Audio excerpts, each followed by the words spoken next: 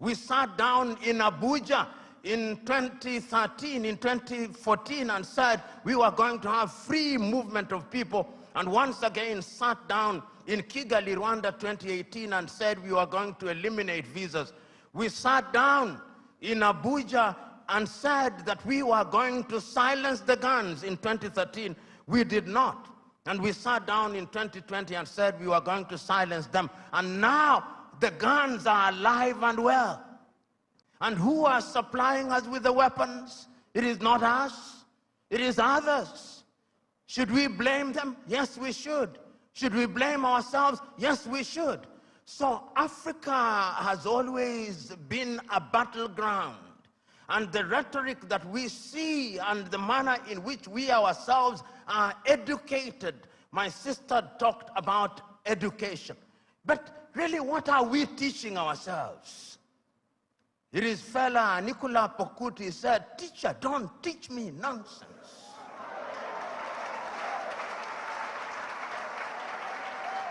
And I'm suggesting to us that most of us, including most of us who are here, we are so very thoroughly miseducated that what we must do is to unlearn the burden that we have in our mind. Those of us who are lawyers, when do we feel happiest? When we cite an English authority to determine a land case in Abeokuta. When we talk about the reasonable man, we don't talk about the reasonable man in a keke, in a papa. We talk about the reasonable man being the man in the Clapham omnibus in London, England. That is how miseducated we are. And until we are re-educated, we who are present here are part of the danger to Africa. Because even in our unguarded moments, I went several years ago to the university at Harvard and talking to students, and one of them said that Harvard was the best school in law, in teaching of law. I said, whose law? Nigerian law? Ugandan law? Zimbabwean law? They can only be best in teaching their law, not ours. And I've seen we who are in this space of education, somebody spends 6 years at Unilag, and when they go to Harvard or Stanford for 3 weeks for a short course where they spend most of the time taking tea, he comes back and says, an alumni of Harvard.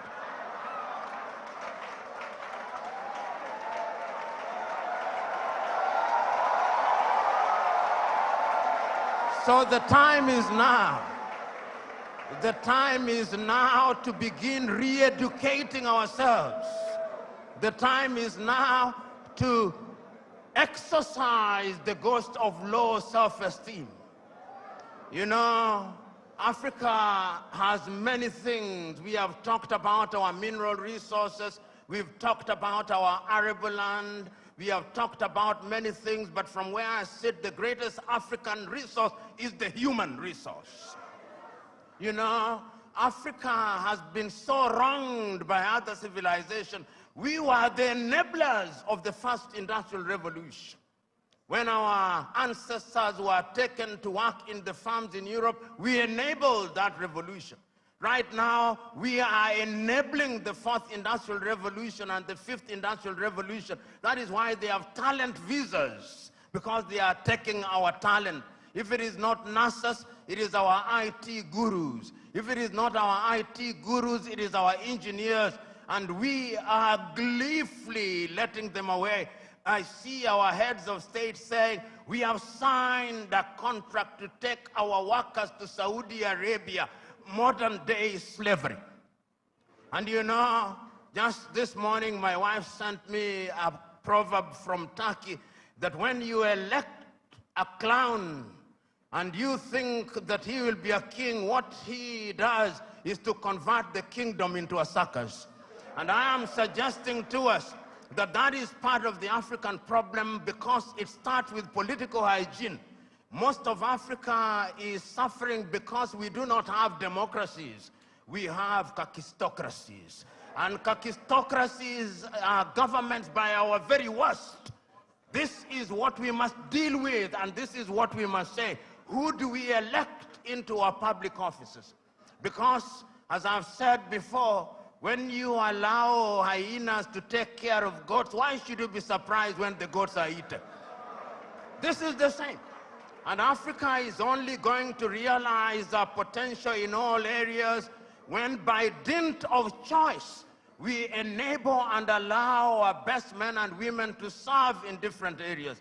I've heard it being said about Lee Kuan Yew in Singapore. I've heard it being suggested about Mahathir Mohamad in Malaysia. I've heard it being said about Japan. I've heard it being said about other countries. But there was a conscious decision on the part of those individuals and the followership. We always talk about leaders, but we never talk about the followers. The followers must also style up. Africans on average are for some reason attracted to thieves. Africans are for some reason attracted to men and women who cannot serve her. And when they are not served, then they complain. When Africans are told, choose you now whom we shall release, Jesus of Nazareth or Barabbas, they say, release Barabbas. And when Barabbas behaves like Barabbas, they say, why are you not behaving like Christ? It cannot be done. And this is what we must do. And I am submitting to us that it can be done and it should be done. I know a number of African countries, and I travel this continent sufficiently to know that there are African countries that are doing well. They are trying. There is no nation without trials and tribulation. We are fond of talking about the United States of America as an exemplar of that which is good and bad. When they said in 1776 that they held certain truths to be self-evident, that all men were born equal, that they were endowed by their Creator with certain unalienable rights, that among those who are life, liberty, and the pursuit of happiness, were blacks included? No, they were not. Did they not fight a civil war? Yes, they did. Are they not frustrating people until 1963? Did George Floyd, was he not killed only recently? There is not a single nation without trials and tribulation. And we must therefore remind ourselves that we have the wherewithal to catapult Africa into a different orbit. And Nyerere of Tanzania once said, we must also define what development means. And he said, development does not mean necessarily the building of skyscrapers. There is nothing wrong with that. But let the Americans go to the moon, we are going to provide water to our villages. We must define what development means. And once we define what development means, and we define ourselves, then Africa shall realize our potential. In 1996, Thabo Mbeki talked about an African. Who is an African? Who are you? Define yourself first. The Chinese define themselves. The Indonesians define themselves. The Koreans define themselves. We must define ourselves and begin to believe in our institutions. You know, and I see it in this part of the world. When we want to look at our economy, we say, what does Moody's say? And Moody's is very moody when they come to Africa. Moody's. Can the Department of Economics at UNILAG not do that? Can't they? McKinsey, an American outfit, they are the ones who come here and tell us how our economy is behaving. When the American dollar as much as sneezes, the Naira goes into a coma. Why? 63 years after independence in Nigeria, 66 in Ghana, 61 in Kenya, and many other countries, we still believe that somebody else's currency is what must define us. 63 years after independence, we are still importing chicken as if our chicken forgot how to lay eggs.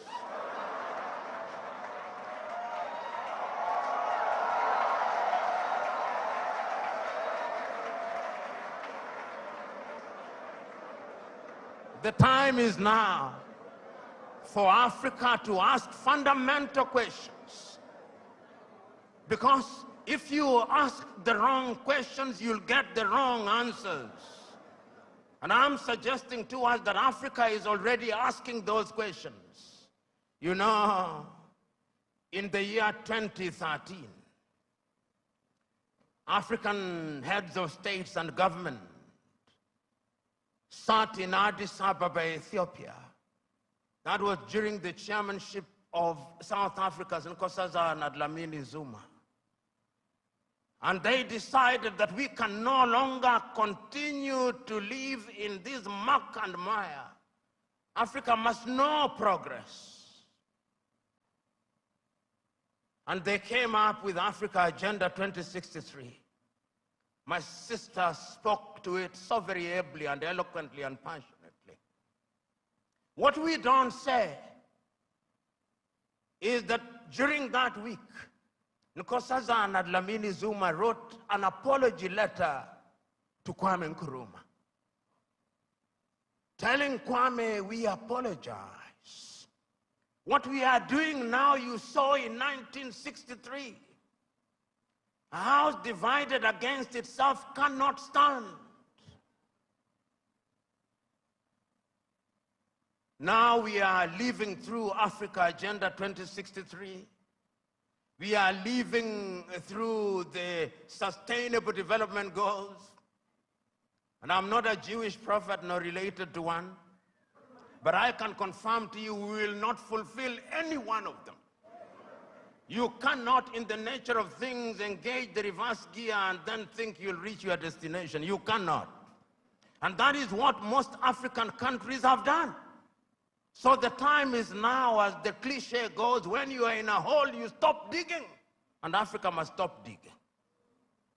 And if we stop digging and we look at what we have, Africa Continental Free Trade Area says that we are going to trade amongst ourselves in the world. Africa trades ourselves at best at 20%. Europe at about 70%, North America possibly 65%, Asia now going to 60%, Latin America going to 55%, Africa 20%. What must we do? We must stop certain things that stand in our way. Conflict. Look at Africa as I speak to you. Look at Sudan. For the last 2 months, there is no economic activity in Sudan. They are destroying what they once built. Even if you wanted to trade, who do you trade with? Generating as at now 2.5 million refugees. I do not hear the voices of African leaders, no. Their silence is eloquent. And when they speak mutedly in sanitized languages, and people are dying. Children who ought to be vaccinated in Sudan are not getting vaccinated. Here in your neighborhood in Cameroon, children have not gone to school for the last many years. Conflict. In northern Mali, the country is divided de facto into two. In the Democratic Republic of Congo, 120 armed groups, yet it is the busiest airspace in the continent of Africa. Minerals are being taken away to Europe and America. Central African Republic, the same. Libya, the same. Several months ago, I wrote to the chair of the African Union and to all African heads of state and said, convene a meeting with only one agenda item. What can we do to save Africa from this slide? Only 4 replied. That is the state of the continent of Africa. We must deal with the basic things. We must solve conflict. We must change our governance. Because if we don't deal with the question of governance, we are going nowhere. Africa has become a continent where after every election there is conflict. Because the pursuit of power is a cutthroat competition where throats are actually cut. And when the SMO was here and he consulted the oracles, he discovered that we have a problem in that direction. And that the sooner we resolve that, the safer we will be. Africa can rise and Africa will rise. But it's not going to rise by prayer and fasting. We must pray and fast, but it will not happen. Because the last time I checked, even those of you are believers, when Abraham was taken from Ur of the Chaldeans and given Canaan, it was not on a silver platter. He had to fight the Canaanites. He had to fight the Philistines. That is the nature of divine instruction. Go ye and subdue the world by the sweat of thy brow. The kitchen where they make manna was closed. Manna will no longer come. Because you must now make your manna. And it is our duty, therefore, as Africans to begin to rethink the younger generation. You know, there is a saying in Chichewa in Malawi that more precious than our children are our children's children.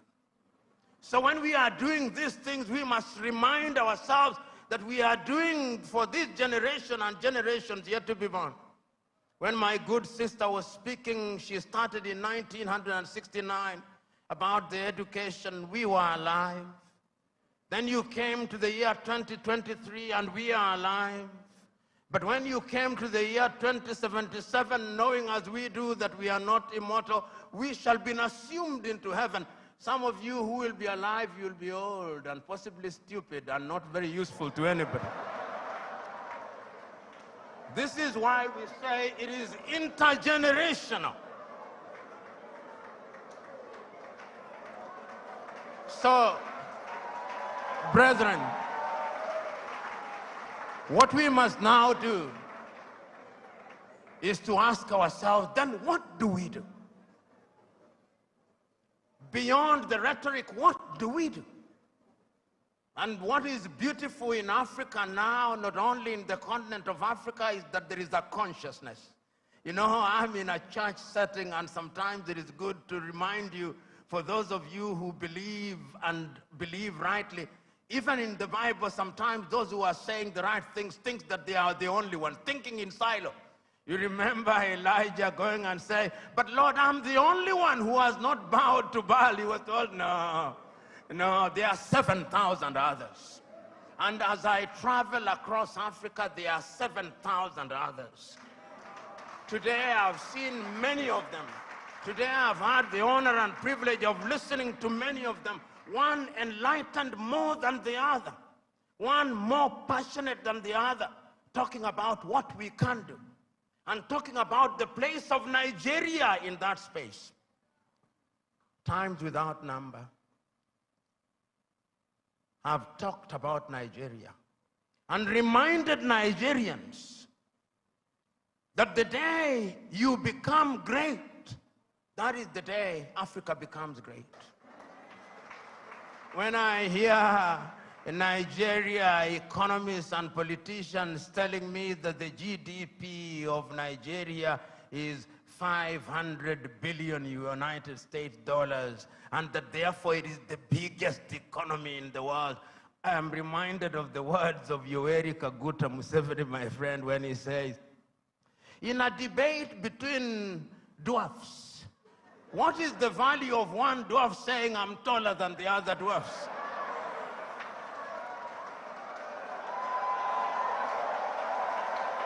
You are still a dwarf.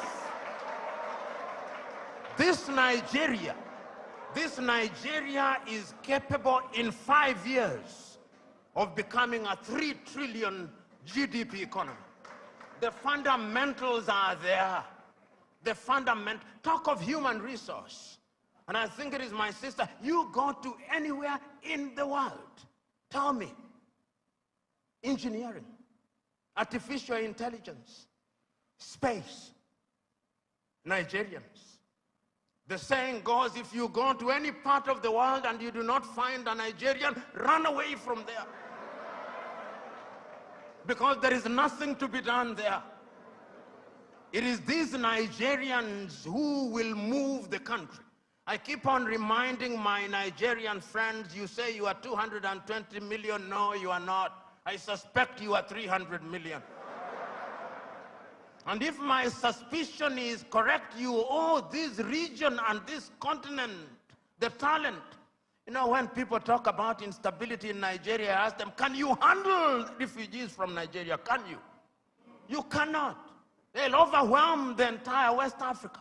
So it is in Africans' genuine desire that Nigeria remains great and becomes great. All the ingredients are there. Writing in 1983, Chinua Achebe, in his book, The Trouble with Nigeria, said that it is simply and squarely a problem of leadership. That is an African problem, and I also want to say it is also a problem of followership. Before the Ezemwe started speaking, he talked about what is expected of him in the village. When you are appointed into a public office in Africa, they actually expect you to be a thief. And if you don't steal, they say you are not wise. So in the minds of many people in Africa, Abuja and Lagos are hunting grounds where they send their sons and daughters to steal, to take antelopes, which they share in the village. That thinking must change, because service for humanity is what we must look at. And I have no doubt in my mind that Africa can do it.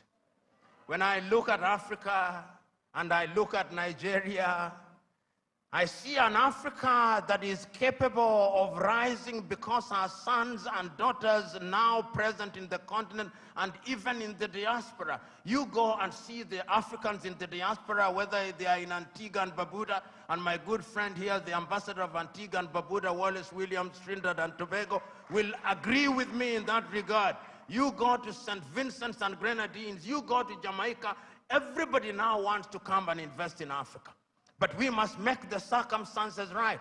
So we must improve our politics. We must make our laws enabling. We must improve our agriculture. We must improve our health. We must improve our education system. We must improve the quality of the environment so that we stop our young men and women dying in the Mediterranean Sea, dying off the coast of Dhaka, going into modern-day slavery in Saudi Arabia, in that part of the world. It can be done. We have seen it done during our lifetime. We have seen South Korea do it.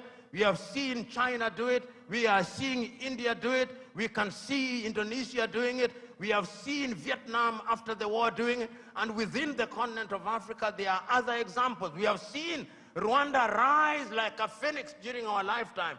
We have seen Botswana do it. We have seen Cabo Verde do it. We have seen Mauritius doing it. It can be done. And if we agree that it can be done, what we must now do is to take a solemn vow. And that solemn vow must come from these words spoken by Julius Kambarage Nyerere on the 6th day of March 1997 in Accra, Ghana, when he was called upon to be the guest on the 40th anniversary of Ghana's independence. This is what he said, and I say this, then I shut up and sit down.